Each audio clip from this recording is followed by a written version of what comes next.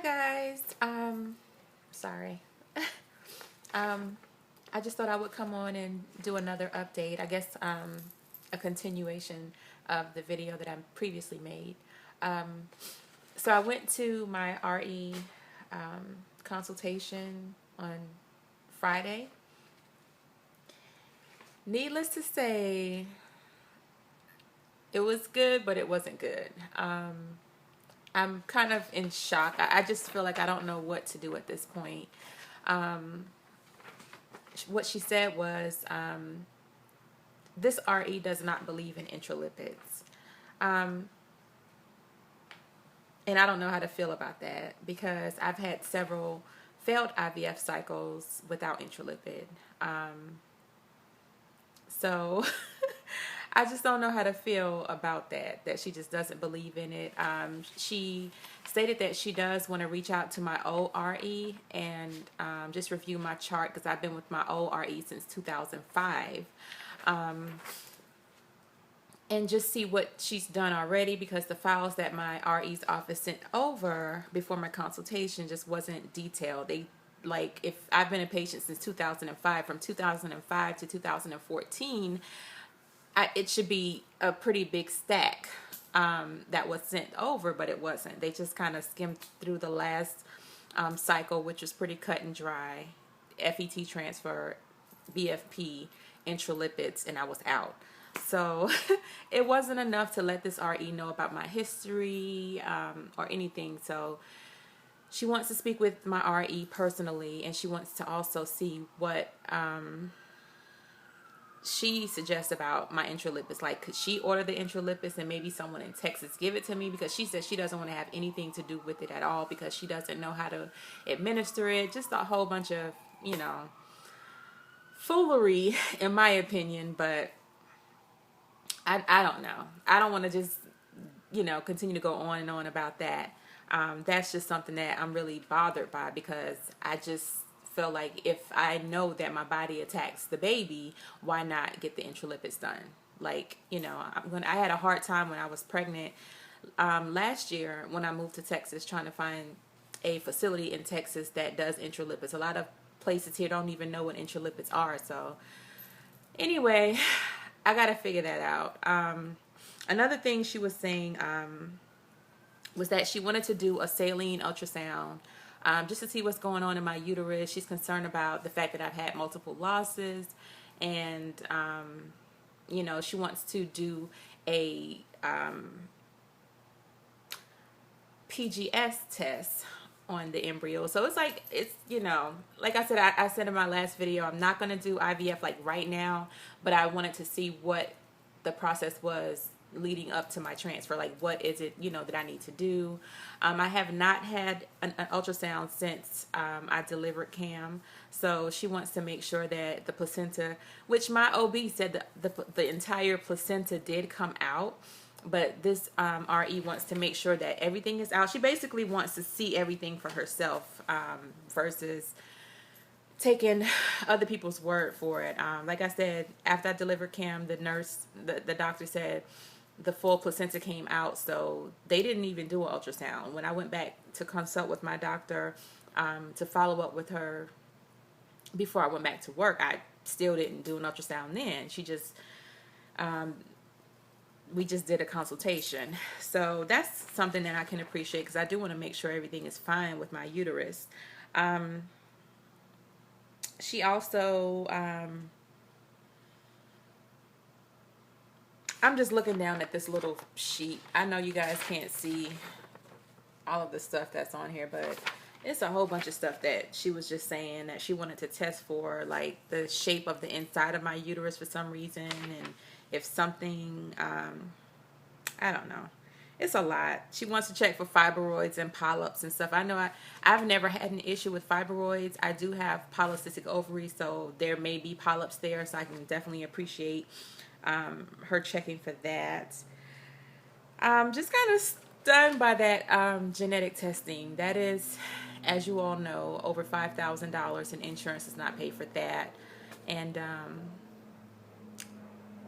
I don't know. I mean, I feel like it's not an option for me. I'm gonna do it because I would I've gone through so many different cycles. I don't want to put an embryo in if something is wrong, if something is potentially wrong. So I would rather just, you know, kind of weed out the good embryos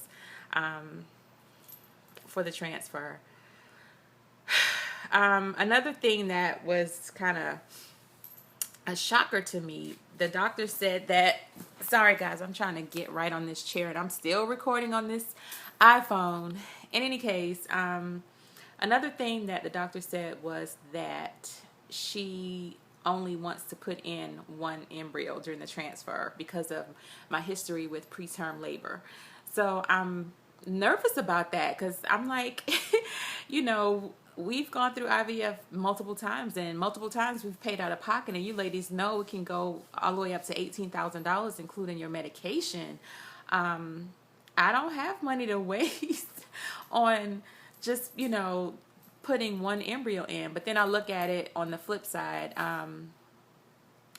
If carrying two babies can contribute to me going into preterm labor, then I would prefer to just try it with one. So I'm just praying about all of this. I'm really praying that God just gives me a peace of mind and let me know what direction I need to go in, because right now,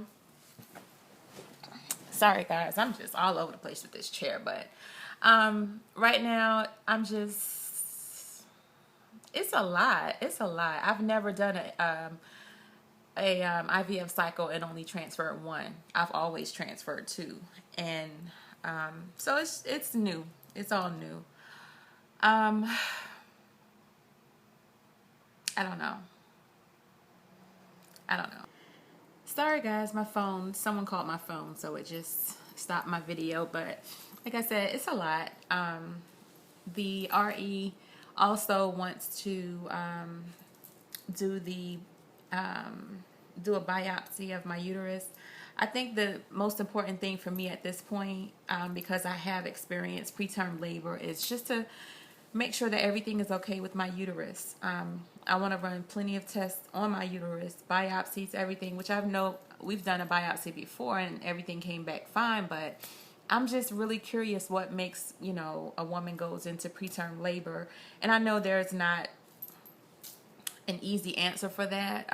It's various different factors that goes into that, but I want to, you know, kind of figure everything out as much as I can before I go through another pregnancy, because, you know, I just don't want to, I don't want to go through another loss. I just don't.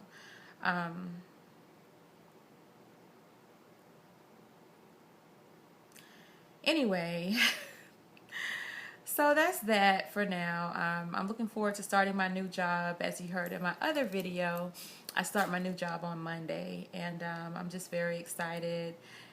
Thank God for this coverage. I thank God for this new chapter. And I just pray that, you know, once I'm done with my training, which my training is going to be like 3 months. So I can't even do any of my testing before my training. I mean, you know, I can't even do any of my testing, like my ultrasound, saline. I can't do any of that for the next 3 months because I'm going to be in training and I can't miss any days. So I'm not expecting to get started with any of that until probably around the summer, and after the summer, after we do all of our testing, which, as you all know in this community, everything takes about a month. You know, testing can take about a month, then another month of stemming, and then because I'm getting the what is it, PSG, the genetic testing done, that takes a while to come back. So that's probably going to be another month, and then get around to the transfer. So in the meantime, sorry, I'm just trying to figure out what's going on with my braids this morning. Jeez. But anyway, in the meantime, I just have to figure out what in the world am I going to do about my intralipids, because my husband is adamant. He's like, we're not doing a cycle without intralipids. So I just have to figure out, I don't want to have to fly to another state to get intralipids. I just don't think that I'm going to be able to go to another RE's office that's not treating me and ask them to do intralipids, because I actually tried that last year when I was pregnant. I know a doctor in Dallas that does intralipids, and I couldn't go to his office and just get treated just solely for intralipids when he's not, I'm not his patient. So I don't know. God's going to have to really open some doors and work some things out, which I know that he will, because the way that things has worked out so far with me getting this job and everything else, I know everything is going to come into play. In the meantime, I'll continue to focus on working out and, just, life, I guess, going through life. I do want to take time and thank my new subscribers. I've gotten a few new subscribers while I've been on my hiatus since November. So welcome to my world. Welcome to my journey.